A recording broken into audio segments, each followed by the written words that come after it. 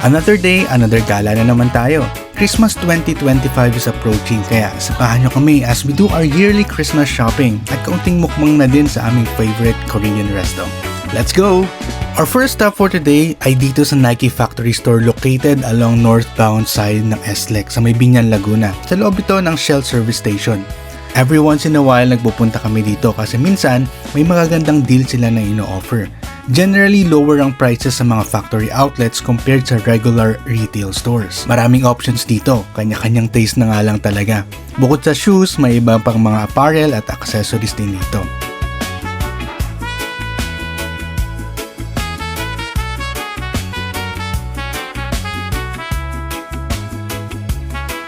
Same area pa rin tayo, meron din dito na outlet store naman for watches.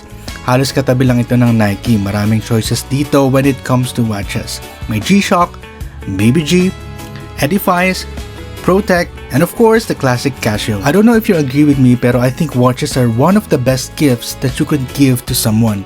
It stands over time, always on the wrist and frequently being checked from time to time. Pag nasanay ka nga parang may kulang pag hindi ka nakarelo, di ba? So ayun, if ever you'll be passing by dito, you might as well check these two outlets. Off to our next destination sa Evia. Isa nga ito sa mga go-to malls namin. Weekdays nga pala kami pumunta dito kaya medyo kaunti ang tao. Bukod sa maaliwalas, ay napaka-accessible din talaga ng mall na ito.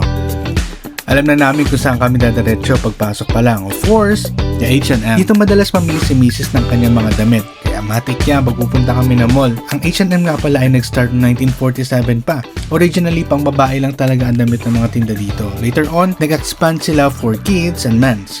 Ang meaning nga pala ng H&M ay Hinz and Moritz. Hinz is a Swedish term for hers. Originally, it's a woman clothing store and Moritz came from a men's clothing retailer. Ito nga din pala nag-shopping ng mga pangregalo sa Mrs. May time nga na pa nagmamalling kami makaka 10,000 steps siya na hindi namamalayan. For kids, sabi nga niya mas okay ang mga damit na regalo, lalo na pag toddler pa.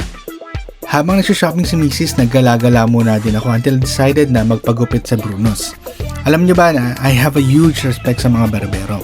Oftentimes kasi we view them as just like a street job.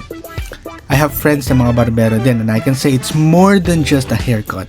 It's a real profession with real talents.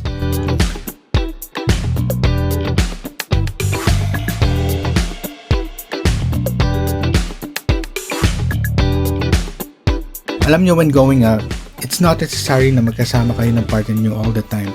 We all need some time for ourselves alone every now and then.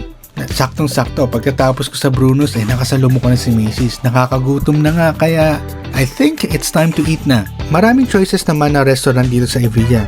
Pero talagang mataas ang cravings namin sa Korean food ngayon. Kaya ito, nasa BBQ chicken na naman kami.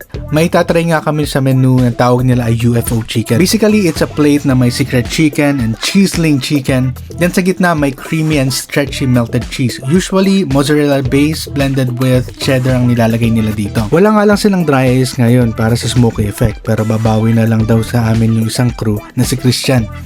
Bukod nga pala dito, nag-order din kami ng all-time favorite namin ng tteokbokki. Tara, kain muna tayo!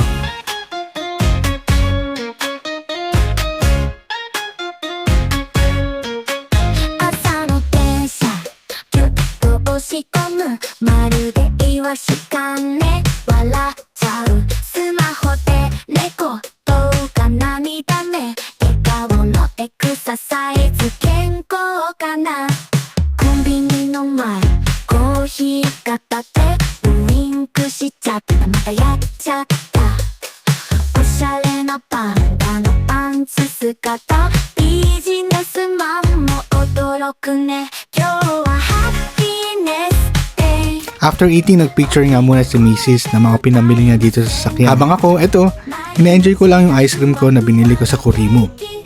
It's a day well spent. Hanggang sa susunod na gala natin.